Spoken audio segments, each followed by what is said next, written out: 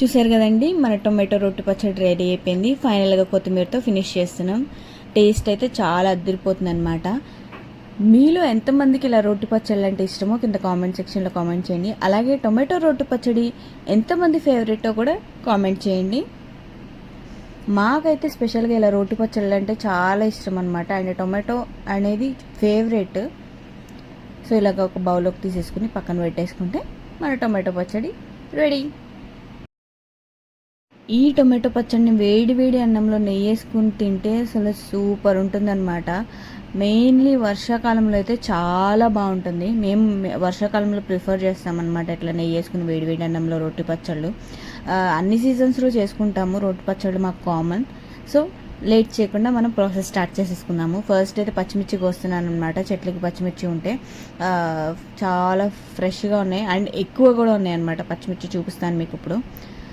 చూసారు కదా ఎన్ని పచ్చిమిర్చి ఉన్నాయో. సో అందులో కొన్ని తీసుకుంటున్నాను పచ్చడి చేయడానికి. టొమాటోలు ఆల్రెడీ ముందే కోసుకుని రెడీగా పెట్టుకున్నాను అనమాట మన చెట్లవి. ఈ పచ్చిమిర్చిని నీట్గా కడిగి తొడాలు తీసుకుని వేయించడానికి ఒక ప్యాన్లో వేసేసుకుందాం అనమాట.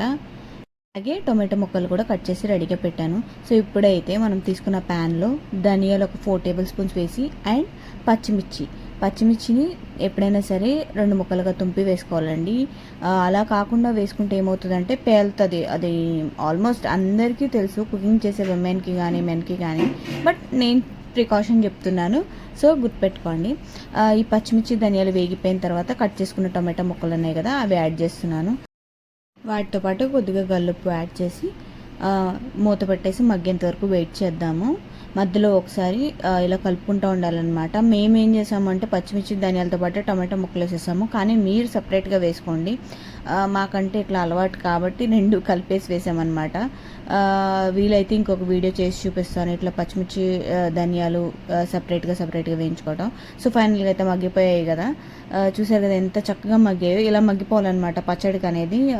క్రిస్పీనెస్ అనేది ఉండకూడదు, చాలా స్మూత్గా మగ్గిపోవాలి. సో ఇవి దంచడానికి అయితే ఫస్ట్ రోల్ అయితే నీట్గా కడిగేసి రెడీగా పెట్టాము. ఫస్ట్ అయితే ఏం చేస్తున్నానంటే పచ్చిమిర్చి ధనియాలు ఉన్నాయి కదా, వాటిని రోట్లో వేసుకుని ఫస్ట్ అయితే వాటిని దంచుకుందాము.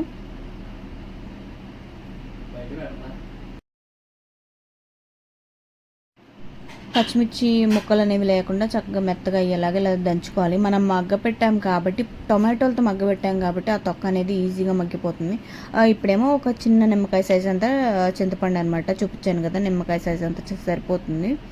సో ఆ చింతపండును కూడా దంచుకోవాలి, మొత్తం కలిసే వరకు దంచుకోవాలన్నమాట.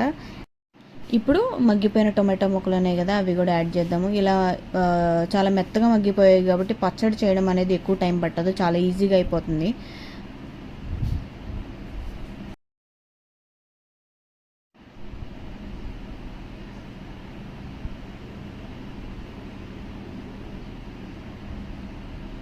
చూసారు కదా చక్కగా నలిగిపోయింది.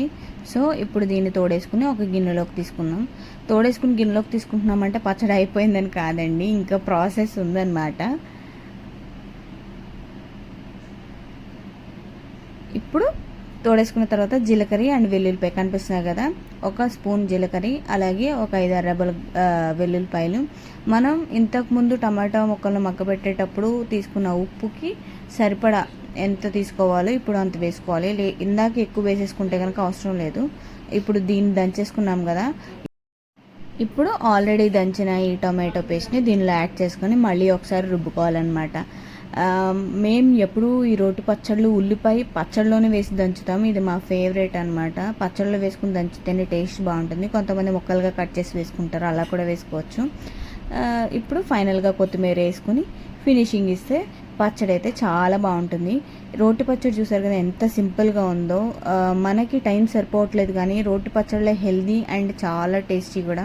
మీరు కూడా తప్పకుండా ఇలా రోటి పచ్చడి ట్రై చేయండి. మీకు ఎలా అనిపించిందో నాకు కింద కామెంట్ సెక్షన్లో కామెంట్ చేయండి. ఈ వీడియో నచ్చినట్టయితే లైక్ చేయండి అండ్ షేర్ చేయండి. Please don't forget to subscribe our Teluginti Ruchulu. Thanks for watching. మళ్ళీ ఇంకొక మంచి వీడియోతో మళ్ళీ కలుద్దాం. Bye bye.